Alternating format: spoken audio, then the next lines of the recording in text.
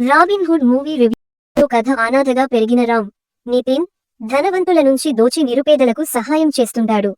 మరోవైపు క్రూరుడు సామి దేవదత్త నాగే గంజాయి వ్యాపారాన్ని విస్తరించాలనుకుంటాడు.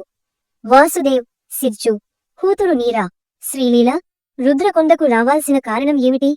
రామ్ ఎందుకు వెళ్లాల్సి వస్తుంది? వీటన్నిటికీ డేవిడ్ వార్నర్ పాత్ర ఏమిటి అనేది సినిమాలో తెలుస్తుంది.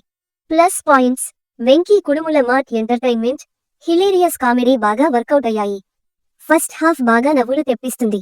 Nitin stylish action, comedy timing ఆకట్టుకుంటాయి. శ్రీలీల, రాజేంద్ర ప్రసాద్, దేవదత్త నాగే, డేవిడ్ వార్నర్ తమ పాత్రల్లో మెప్పించారు. మైనస్ పాయింట్స్: స్క్రీన్ ప్లే కొన్ని చోట్ల నెమ్మదిస్తుంది. విలన్ క్యారెక్టర్ క్లైమాక్స్ లో బలహీనంగా మారిపోతుంది. సెకండ్ హాఫ్ లో కామెడీ, నరేషన్ కాస్త డల్ గా మారుతుంది. కొన్ని పాటలు సినిమాకు అంతగా సహాయపడలేదు.